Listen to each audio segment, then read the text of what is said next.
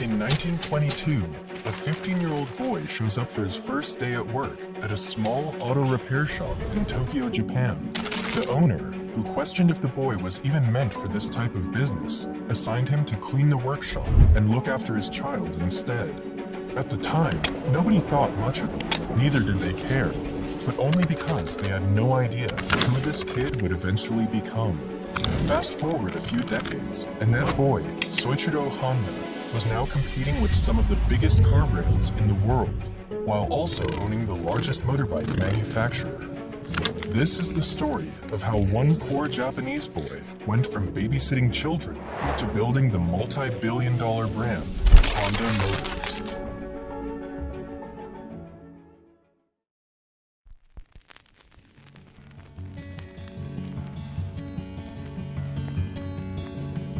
The story begins in 1906 in a small, poverty-ridden village called Tenryu, Shizuoka, at the foot of Mount Fuji.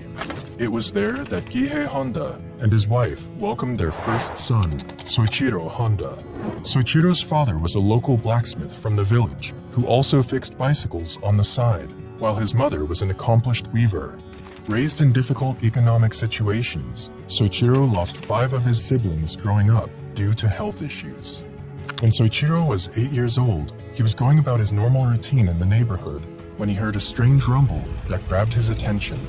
He followed the sound until he came across a big piece of strange machinery rolling along on 4 wheels. This machine was a Ford Model T, and Soichiro was left captivated by what he had just witnessed. It was the first car I saw. What a thrill! I could not understand how it could move under its own power. And when it had driven past me, without even thinking why, I found myself chasing it down the road as hard as I could run. This experience left a mark in his life that would forever change the way he would engage with machines. He learned how to wet the blades of the farm machinery and repair bicycles. He was fascinated by all kinds of engines and motors. But Soichiro hated the idea of going to school, and instead of pursuing a proper education, he spent the majority of his childhood helping his father with his bicycle repair business. His lack of interest in school affected his grades so terribly that he used some rubber that he found to forge his family's stamp on his grade reports. That way, his father wouldn't need to sign the paper and see his grades. Eventually, he got caught, and his father punished him by making him kneel on his knees for an entire day without lunch. In 1922, Soichiro came across a magazine ad for a Tokyo-based automobile servicing company called Art Shokai. He reasoned that, since the company was one of the most popular motorcar services in the city, they might be in need of new workers. So, he wrote a letter to Art Shokai inquiring about a job, and luckily enough, he received a positive reply. So, at the age of 15, Soichiro dropped out of school, left home, and headed for Tokyo in pursuit of his dreams.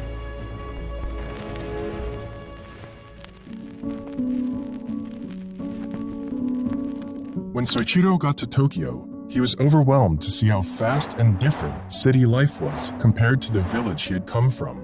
When Soichiro arrived, the shop's owner, Yuzo Sakakibara, had a job already prepared for him. He was to babysit the owner's child. Soichiro was disappointed to find that over the next few months, he wasn't making any money, and the only work tasks he was assigned was to carry a baby wrapped around on his back. The only thing that made him stay was the shame of returning home a failure and facing his parents. As time went by, the owner couldn't keep up with the high demand of his automobile business, so he finally pulled Soichiro in to help him out. Even though Soichiro started out doing menial tasks, he gradually climbed his way up until he became a trusted mechanic at the company.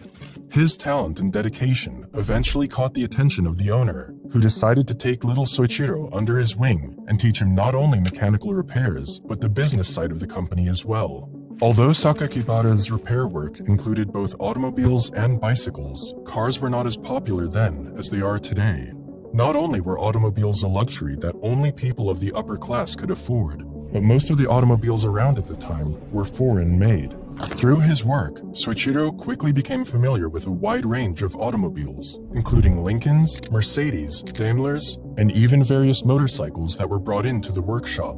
Soichiro poured everything he had into expanding his knowledge and understanding of his craft. It was through this company that Soichiro was also introduced to the world of motorsports. Around this time, motorsports were quickly gaining popularity around Europe, America, and even Japan. And in 1923, Sakakibara himself began to build racing cars with the help of his workers, including Soichiro. Their first model was the Art Daimler, built using a second-hand Daimler engine, and their second model was the Curtiss. The Curtiss was made using another second-hand engine from an American Curtiss biplane, placed on the chassis of another American car, the Mitchell. This car would go on to race in the 5th Japanese Motor Car Championship in 1924, taking a stunning first position with Sakakibara's brother as driver and Soichiro as the accompanying engineer. It was a special experience for the 17-year-old boy, and from then on, motorsports became his religion.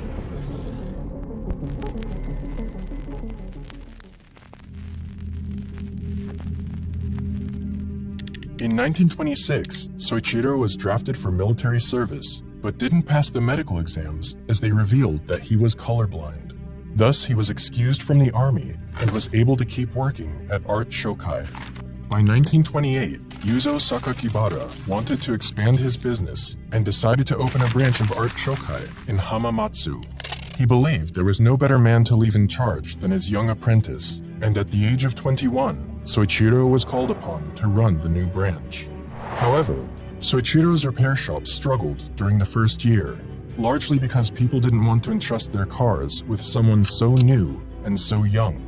So, Soichiro had to live off the scraps that other repair shops cast aside. Still, the young man used all the knowledge and skill he had acquired over the years, and in time, he successfully managed to grow his business.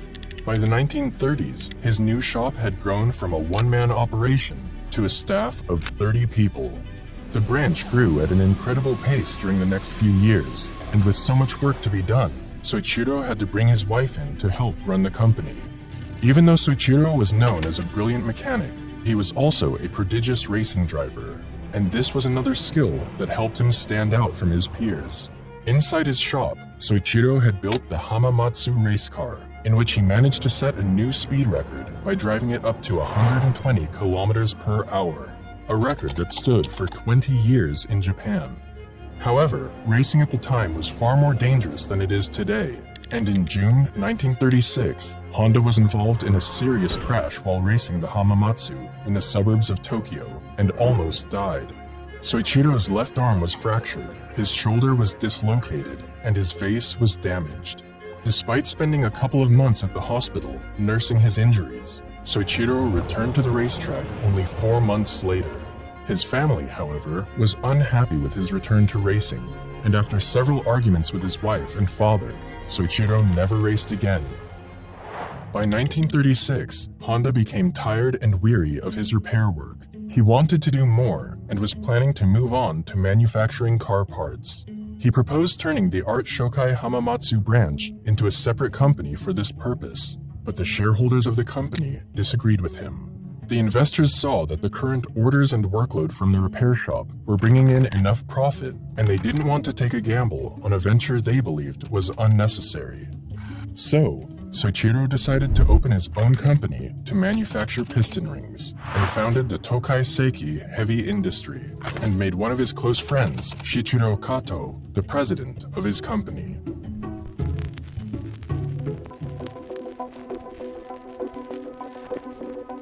Soichiro and Kato worked tirelessly in their new venture, and together started the Art Piston Ring Research Center. Soichiro, in particular, was still working at his Hamamatsu branch, spending his days at the repair workshop and his nights developing pistons. For a long time, they struggled to make any breakthrough, and during the next couple of years, Soichiro had worked so much that he lost a lot of weight, causing his face to look emaciated. All the stress his body and mind were going through made him look like a completely different person, and after a series of failures, Soichiro decided to enroll as a part-time student at the Hamamatsu Industrial Institute to improve his knowledge of metallurgy. It wasn't until 1939 when Soichiro would finally create a successful working piston. Confident in his design, he quit his job at Art Shokai, handing the branch off to some of his trainees, and proceeded to work full-time at his new company. Honda began producing pistons day in and day out, but his creations were still flawed and nowhere near the quality they needed to be. Toyota contacted Soichiro to make pistons for the company, and out of the 50 he submitted, only 3 passed Toyota's standard. It was a big setback for Soichiro, but he didn't give up.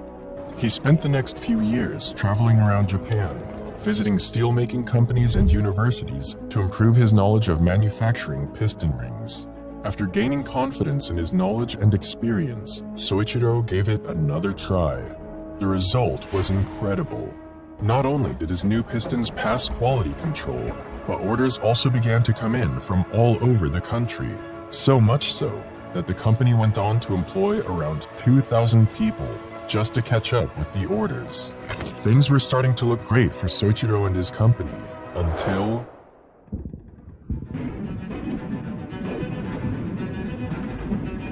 Japan joined the Pacific War in 1941, and Soichiro's company was placed under the direct command and control of the Ministry of Munitions.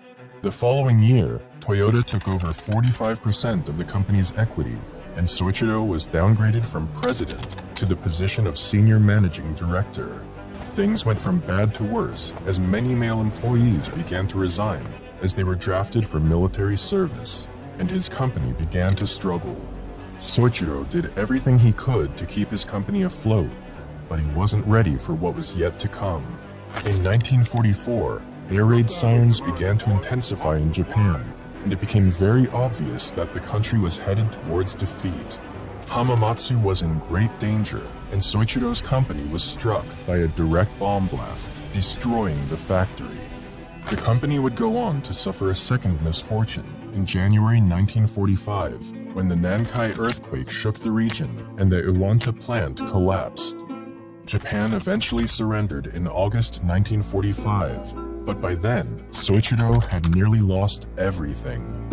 After the war, Soichiro decided to sell what was left of his company to Toyota for a sum of 450,000 yen, and publicly told everyone that he was going to take some time off to figure out what the future would hold, as Japan was left in ruins.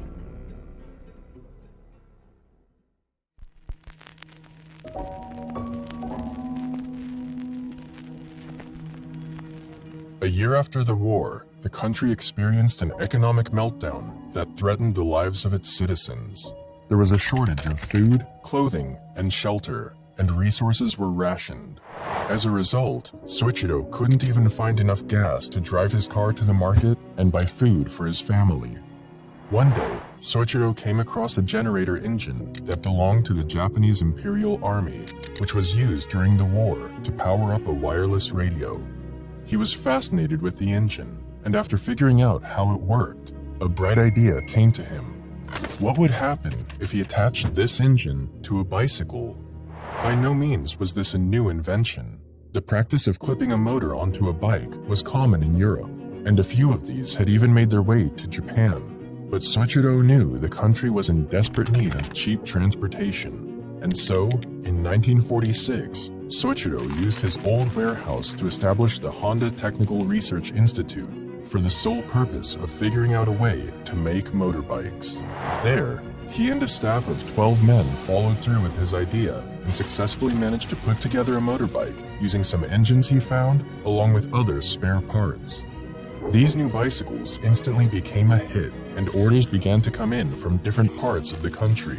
Soon enough, Soichiro was running out of used engines, so he decided to design and develop one of his own. In 1947, he finished the Type A engine, and for the very first time, the Honda name was emblazoned on a machine.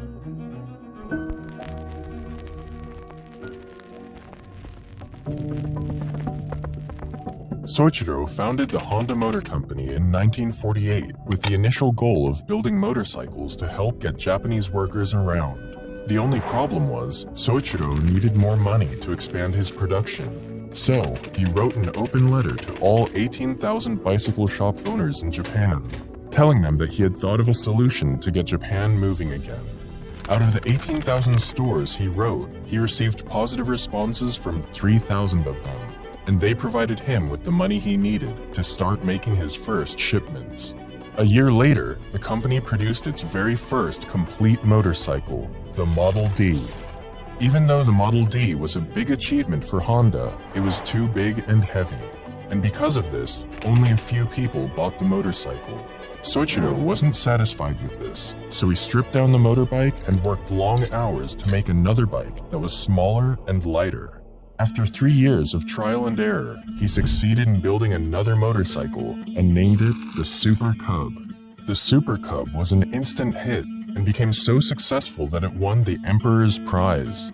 Honda also joined efforts with investor Takeo Fujisawa, who provided the capital he needed as well as financial and marketing strategies. This partnership became the foundation upon which the Honda Motor Company was built on. The Super Cub reached the United States in 1958 with a sticker price of just $295, which was a quarter of the price of what other American motorcycles cost. And thanks to the company's marketing and engineering skills, it soon outsold both Triumph and Harley-Davidson in their respective home markets.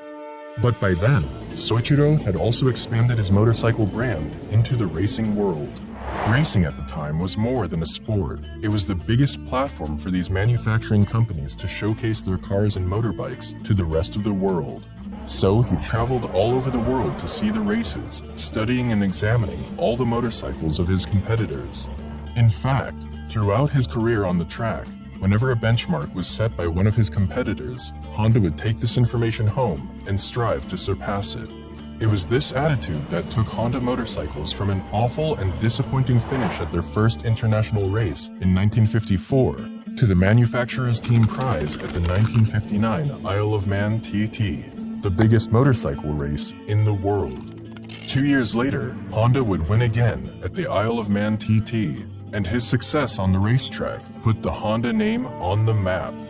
By the 1960s, Honda had become the biggest motorcycle company in the world. After the release of the Honda Dream in 1949, they had produced a total of 10 million motorcycles by 1968. However, becoming the biggest motorcycle company wasn't enough for Soichiro. There was another big dream he'd been chasing since he was 8 years old, and it was none other than entering the car-making industry.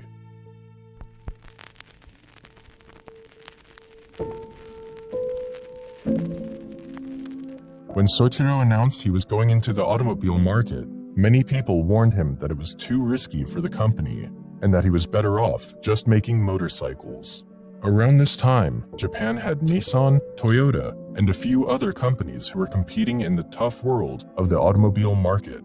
And Japanese officials tried to convince Soichiro that the country didn't need another car manufacturer. But Soichiro didn't listen to their arguments.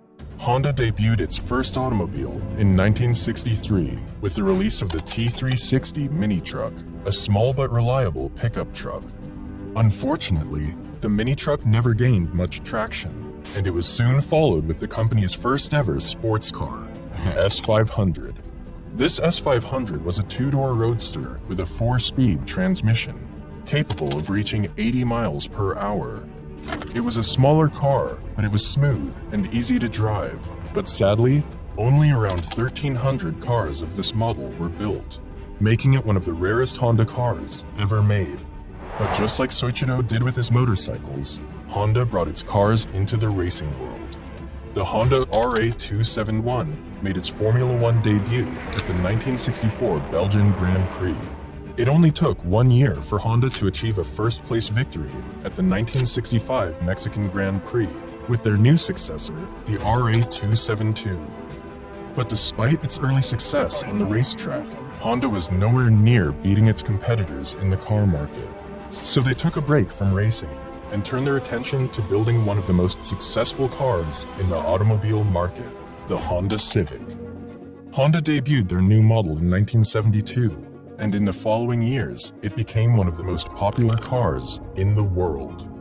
One of the reasons for its success, especially in European and American markets, was due to the oil crisis of the 1970s. During this period, shortages of fuel spread all over the world.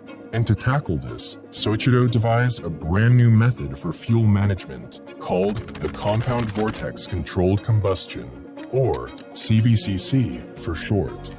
This allowed people to travel further distances with their car without burning too much fuel. The Honda Civic also tackled the pollution problem caused by exhaust gases by adding a catalytic converter to its vehicles, something that other big automakers didn't consider as much at the time. And just like that, Honda was rapidly becoming popular in the automobile market. Even though Americans might have bought the Civic out of necessity, it was the Honda Accord that really changed the game. Initially, the Honda Accord debuted as a compact hatchback, but it later expanded to sedans. This new model contained the same fuel-efficient feature as the Civic, but with a better moderate size, and thanks to their wider interior space and comfort, the Honda Accord would later become one of the best-selling sedans in the automotive history. At the beginning of the 80s, the Honda Motor Company was the third largest producer of cars in Japan, and by the end of the decade, it was the third biggest car company on the planet. Soichiro Honda retired from the company in 1973 and later died on the 5th of August, 1991. Looking back on my work, I feel that I was doing nothing more than mistakes, blunders, and serious omissions. But I am proud of the achievements. Although I did one mistake after another, my mistakes and failures never occurred for the same reasons. Honda has now expanded into multiple industries, including jets, boat engines, power equipment, and robots, to name a few. Thank you all for watching. Make sure to subscribe and like the video. Until then, I'll see you in the next one.